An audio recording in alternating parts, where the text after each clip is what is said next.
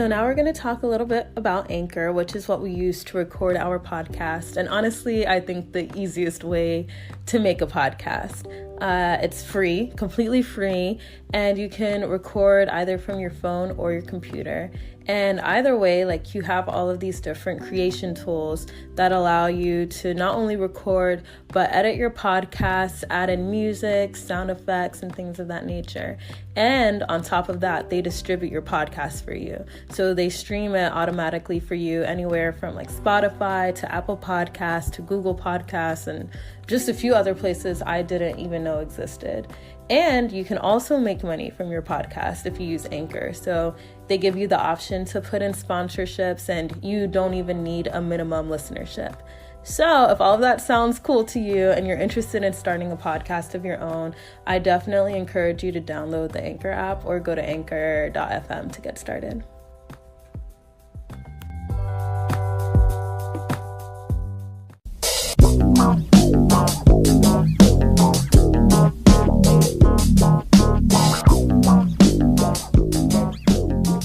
Hi, I'm Odemi. And I'm Chooks. And this is the Vanguard.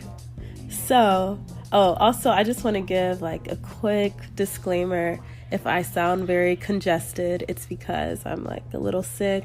But we persist and push forward. Anyway. Yeah, so that's why we're still, recording another episode, because we've been having some conversations, sourcing really some inspiration. Yeah. And, like the main topic of today, it kind of was inspired through, I just feel like, just through experiences of, working with people, trying to make projects work, trying to consider other people's ideas, it's really revealed, to me, especially me, like the power in saying no. Yeah. And that is, I think, like, that will make for a really interesting conversation, because no matter what, like in personal lives, like in your business lives, like in your day-to-day actions, like you're always going to be faced with a decision to either say yes or no to something. Mm-hmm. But I feel like a lot of times we feel pressure to say yes to everything, whether or not it's bringing negative energy into our life or whether or not it's not directly pushing us closer to the vision we have for our own realities. Mm-hmm. So it's just like, why demonize people for saying no to negative energy, as opposed to teaching them how to say yes to only the things that will bring them good and that will bring them peace? Like, why don't we prioritize peace of mind? Right. Yeah, because, like, what is the point of pressuring someone into doing something when you can sense that they may not be able to give their all? Therefore, whatever they give, will contribute to where your idea is, your project is, in a half measured way. So ultimately, it's a lose-lose for both parties. Yeah. And you want win-wins in your life. Yeah. And I know this sounds kind of vague, so like we'll definitely, I can start with an example, because for me, I think the hardest area was the hardest area of my life, where it wasn't natural or it didn't come like easily for me to say no in, was probably in terms of like my career. And like I'm young, like I'm 22 and I'll turn 23 in a few months, like later this year. But definitely in the beginning stages of my career, as far as internships go, like there would be times when I felt like I had to take whatever opportunity I could get, because, wow, I'm so blessed to be in this position. Like, I need to take whatever opportunities are afforded to me. But it wasn't until I really, spent more time writing down my goals and saying, I'm not doing anything that doesn't align with these four things I've outlined for my life. And, no matter what, I don't care. Like, I'm just not doing it. And there was one time where I had applied to, I worked at a public affairs firm called Powell Tate my junior summer, the summer after junior year. And I remember that I found out about that opportunity months before, but I was still like set on really interning with this organization that, well, I mean, people probably know what it is, but like I'm really into development work, of course, like IR, like international relations. So I really like wanted to intern with the United States Agency for International Development, USAID. So I was like, oh, like I have to get that internship. Like I have to get it. And like I'm such a planner. Like Brown was my dream school since I was 13. And like literally like everything I did up until that point, like everything I said yes to was just so I could get there. And like then after I got there, I was like, oh, like, dude, can I say no to certain things? Like I had to like kind of like reorient myself. So I wanted these 2 internships. And it came to a point, like, when I was going through my own application process where I was offered an interview that would allow me to, you know, like, basically they said in the letter that, like, I had kind of basically, like, gotten a spot at USAID. But I had already, like, received an offer from the public affairs firm. And, like, something in my gut told me, like, even though USAID is what you said you really, really, really want for, like, months, like I think you should say no to this, because who is to say that you won't be open to other possibilities when you get to Powell Tate, the public affairs firm. And that was just like the first time I had ever really like been put in a position where I had to like say no or like reject something that I had wanted for so long because maybe it wasn't as right for me as I thought it would be. And so I ended up working in DC at the public affairs firm, and guess who was one of my clients that I worked on their account? USAID. Oh wow. I know. And it's like I got to not only work on that USAID account, but I got to work on all these other cool accounts for like the Egyptian government and like just like all these other cool organizations. And it was just so crazy to me because that was really the first time in my life that I had to really like be comfortable saying no to an opportunity, and in tandem with that have faith that what I was saying yes to would open the right doors for me. Yeah, that's a great story. Honestly, I'm like, whoa. But yeah, I think that really speaks to like, you know, you being in tune with your gut and your spirit and not rejecting that, like just falling in line with what you really feel, and you know, taking your time to meditate on it, taking your time to like really just understand who you are. And I feel like all too often like we get caught up in, you know, what other people's expectations of us, other people's, you know, pressures on us. Like for example, I know like when I was going into college, like my, you know, I have Nigerian parents. They were advising me to do a medical career path, healthcare career path. 2 of my siblings are in the healthcare career path, and I really wanted to do engineering or business, something along those lines. Like that was what my spirit was telling me during that time. And you know, it's so hard to like I feel like sometimes, you know, adults or, you know, people that are your elders, they try to tell you what to do. They try to be like, well, no, you need to do this because such and such and this. I've been on this earth longer than you.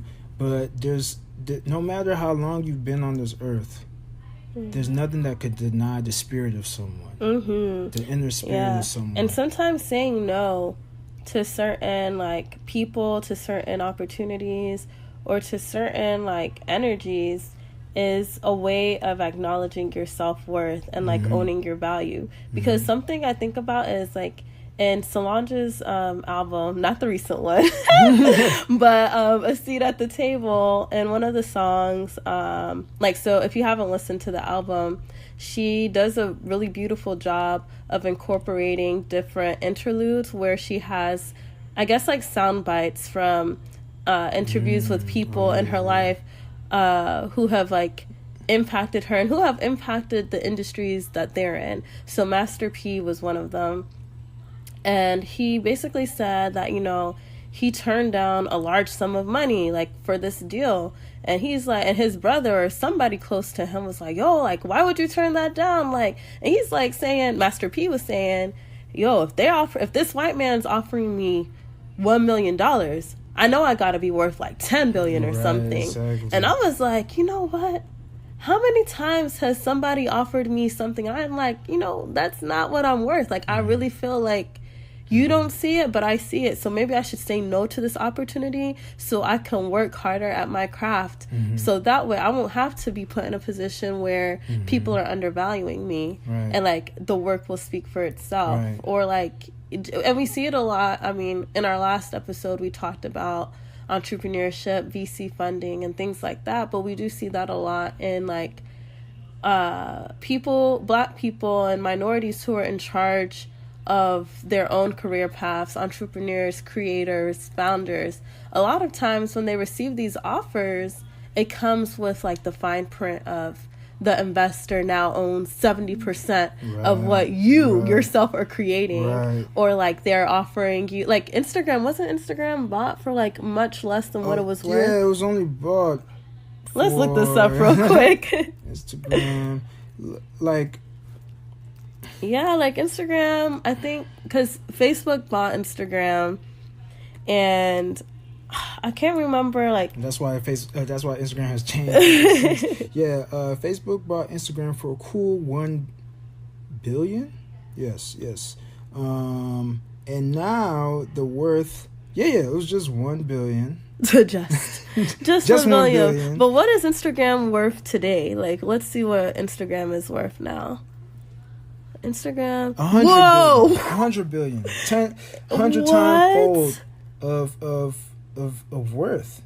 And it was only purchased by Facebook in 2012. So guys, that was just a mere 7 years ago. And like, we know that Instagram then had to have been worth more than 1 billion. But, like, I'm sure people in their circles were like, no, this is the best decision you can make for the company. Like, and I think that goes to the discussion of, like, knowing how to trust your gut and, like, putting yourself in a position where you have discernment to make the right decisions for yourself, because that's really the true path to liberation, mentally, spiritually, and physically, like, knowing what you can take and knowing what you can do. And I think that's a perfect segue into, like, the second topic that we wanted to touch on, which is the power of information, sharing information. Yeah, sharing what you know. Being able to have that discernment, being able to know when your spirit is talking to you to say no or say yes to certain things, is in part supplemented with the amount of information you have access to. Yeah, because then you can make informed decisions about your livelihood. Like, I wouldn't have known,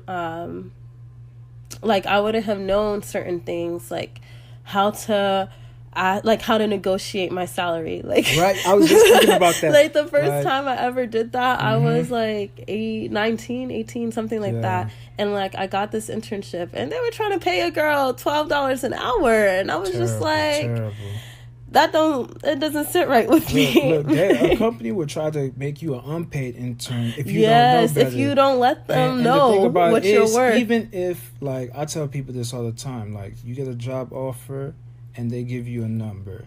Even if you have no other offers, just make up something. Say you have another offer from somewhere else. That's what I did. That's what I did. Exactly. My so the scholarship organization I'm a part of. Shout out to Ron Brown. So the head of the program, he mentors all of us in some capacity, and I definitely reach out to him to ask him questions about things that I have no knowledge about. And Ron Brown, I will give a quick plug, because we'll provide a link, share it with high schoolers, Black high schoolers that very important. But their message is always pay it forward. So that's definitely what the Ron Brown family does. Like, we pay it forward with one another and to other people outside of the organization. But anyway, so I told him, I was like, how do I, this is the only offer I've gotten, how do I, ask for more money, or should I just wait and apply to another job? And he's like, no, tell them we're giving you an offer paying $18 an hour and see what they say. And I was like, really? That's all I have to do? And guys, I ended up making $17 an hour. No experience. Exactly. Literally like no experience. I was like working at this boutique design firm in Duluth, Georgia, and I was just basically doing nothing but making $17 an hour, all because I had the audacity to ask. Exactly, and it's not even, and you said the audacity to ask, but it's like these companies know when someone isn't informed. They know when they can lowball someone, because there's studies. If you guys look this up online, there's studies that show that minorities and women are less likely to ask for that, to negotiate their salary, and men are more likely. It's because we're socialized. We're socialized to believe that we're not able to, that we shouldn't ask, that we shouldn't challenge the authority. Such a subservient mindset. That we shouldn't challenge the norm. And it's important, and I'm gonna talk about this in later episodes, but having a growth mindset, having a mindset of abundance, having a mindset that you can have, and that you should have when you put in the work, of course. When you put in the work. And I think sometimes people are like, okay, like what does that mean? Like what does it mean to actually put in the work? Because and like we don't want to sound like we know everything, because I know I'm still on a journey. I'm still learning how to do these things, how to ask for what I know I've worked hard for, and like how to have my work and like have my experience back it up, like let my numbers speak for themselves, and like let my experiences speak for themselves. But I think that only came because I was focused. Like when you like write down your goals, like if you're listening to this and there's something big in your life that everybody keeps telling you is impossible, write it down. But not only writing it down, like write out like 5 things that you will have to do in order to make that thing possible.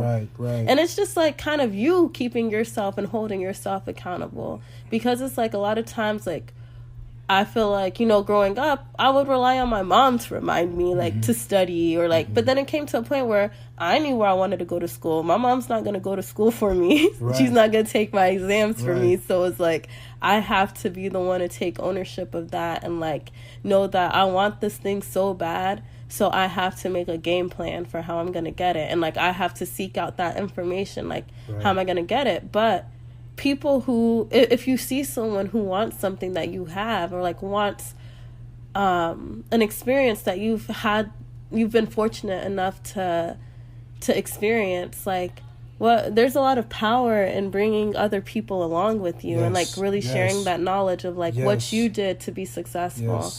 Like I think that's really important. I mean, all too often, like I remember when I was navigating my engineering degree in undergrad, and it felt like, in the beginning that I would be seeking out help and, in all the wrong places sometimes, but like you feel kind of like an outsider sometimes when you first enter a field. Like you don't know like if you're doing anything right, but like sometimes you just have to search for yourself, go online, search for yourself, like, okay, how do people typically navigate this? It's a lot of information on YouTube, you'd be surprised, but I feel that like it's important that once you gain your information, once you crack the codes and understand how an industry works, for example, like I was doing events in the events industry in Detroit,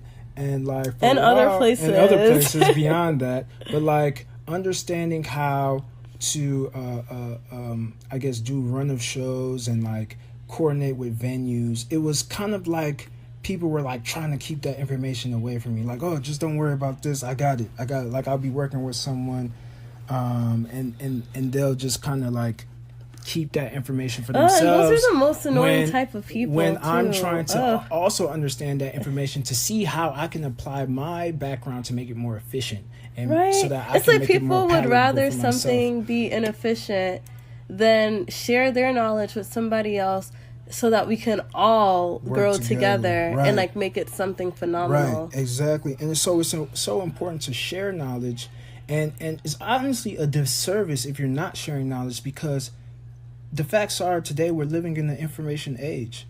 You know, it's the fourth industrial revolution. Yeah, and it's all about literally information, entering it now. the proliferation of information online, and soon a lot of people are saying, you know, it'll be a new education system because so much information is just out there, and so it's up to you to take the time to figure out what you want.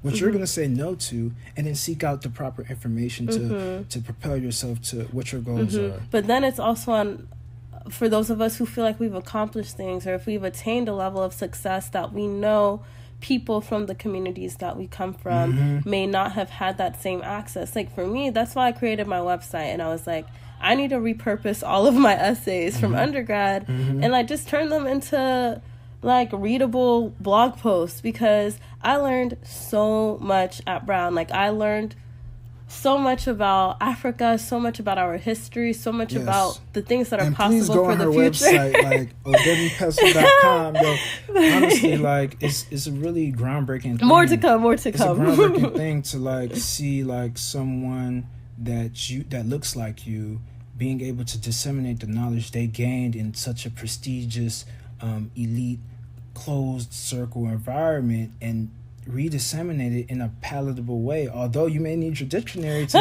understand. Yeah, my sister does say that. She'll be like, yeah, every time I send her something I wrote, she's like, oh, let me just get my dictionary. Y'all, I'm not that bad. It's just that I read a lot. But there's nothing wrong with not knowing words. We have Google to teach us words. I be Googling words all the time. Like we were literally just reading an interview and I was like, wait, pause, I have to Google that word. Like I think I know what it means, but I want to be sure like it's a I know what it luxury means to have a search engine like Google, when back in the day we used to have to, you know, go to the library, pick up a thesaurus, and pick up a small Merriam-Webster's book to keep in our back pocket. Dictionary, I should say. But like, flipping through those pages versus putting it into, like, that's the difference in the power of information. Yeah, we should definitely talk about so there was this Kanye interview. It's kind of, when did the Charlemagne and Kanye interview happen? It was just a year ago. Okay, I just watched it today because I mean, we're both, you know, Kanye fans, and we both believe in his ability, because Kanye is very multifaceted. And this is a sidebar, but like I do think that we need to be mindful of who we put on platforms, because at the end of the day, we're all human beings going through the same journey, trying to find our path in life. And it's like kind of unfair how much we try to strip people in the spotlight of that same privilege of navigating and like being human, learning from mistakes, owning up to mistakes. But anyways, like the interview though, for sure.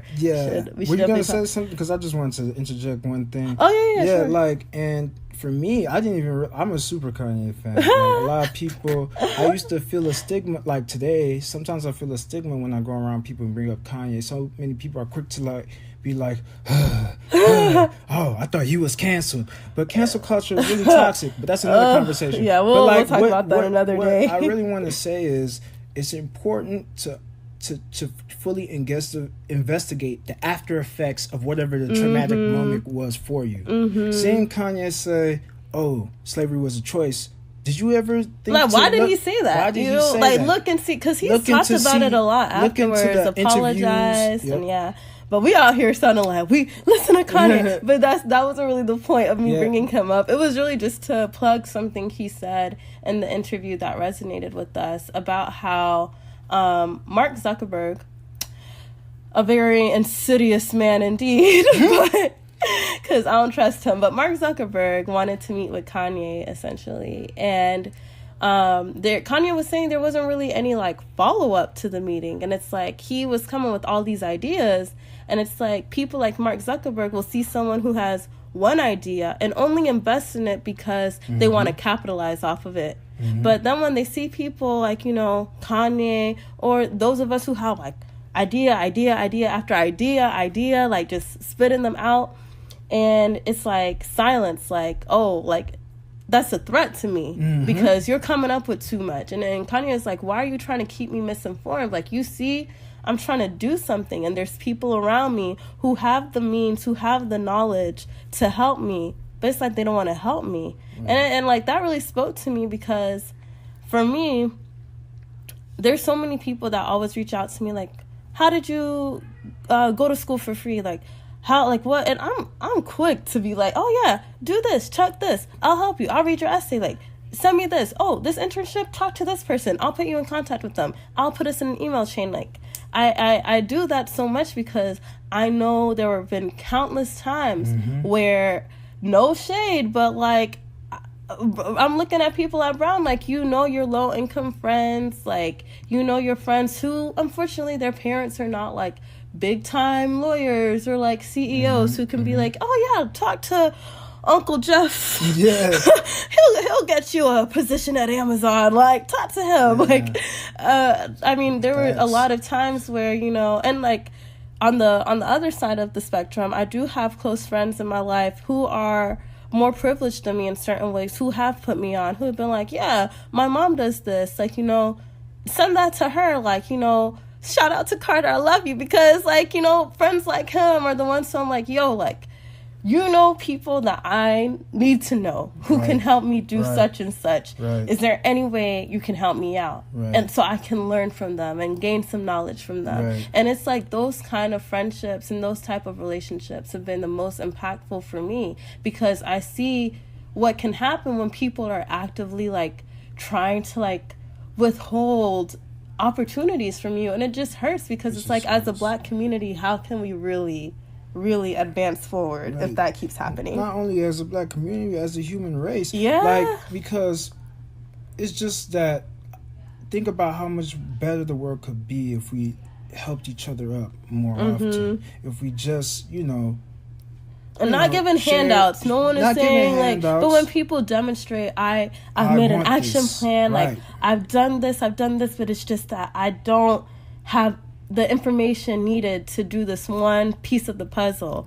And I know you know how to. Can I learn from you? Like, I just think it's so beautiful when people come up to me, or when I go up to someone and say, can I learn from you? Like, I don't want anything from you. I don't want a job. I just want to interview you. I just want advice. Like, I just want to see how you came to be so secure in who you are, because I just want to learn from that. And like, it's just things like that. And like, for me, like, I began to, like, for me, I'm a very I would say, like, a observant person. I like observe situations and environments and kind of just peep the scene and peep the vibes in the room. And I learned a lot from observation. However, I began to listen to podcasts like the one you listen to now, and such as Oprah Super Soul Sundays and How I Built This. And then, like, my entrepreneurial journey became so much more, you know, like, anything is possible, because I used to hear these stories of people that like start from the bottom or start at the top and then hit the bottom and came back up. And it's just like, it empowered me to know that I can be whoever I want to be, and anything is possible. And it's important to know that, because that's information.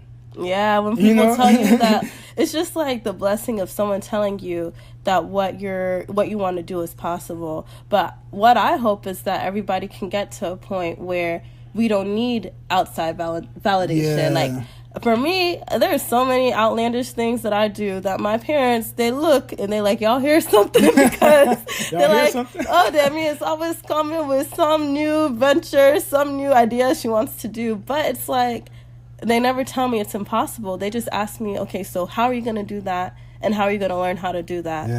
And it's just like, you know, those are the kind of questions we need to start asking ourselves and other people. Like, instead of shutting down your friend's idea, how about you ask them, okay, so what are the action plans you intend to take to make that a possibility, to make that a reality? What can I do to help you? And saying, and if your friend gives you an idea, and then you just responding with, that's cool, that sounds nice, that's just as bad as shutting them down. Because if you're not engaging, anything inquisitive, asking and investigating how they're going to do this, then you're not helping them. You're not helping them You're grow. not forcing them to grow. And you're not forcing them to, just really be more in tune with the world around them. I remember when I first met Odemi, and I told her I was doing this event series called Jerk and Jollof, and then she just instantly started question after question. And I was just like, this is the first time someone had genuinely, after I had already been doing it for 3 years, this was the first time I could count on my hand how many times people came up to me and actually asked questions like they were interested and wanted to help and wanted to, help me think beyond what I thought as the best plan at the time. So it's important to challenge people's thought. It's important to not with the think. intent of bringing them down, but with the intent of wanting them to be prepared in the best way possible to make informed decisions for their own personal journey. But we're just trying to give y'all something to think about, because like we said, nobody knows all the answers. Like shit, we just out here too. Life is the beauty of life is you never stop learning. There's always something to learn. There's always something to gain. And if you feel like you've stopped learning, then you're wrong. Always something to learn. But I think that's pretty much it for today. But more to come. As always, thank you for listening.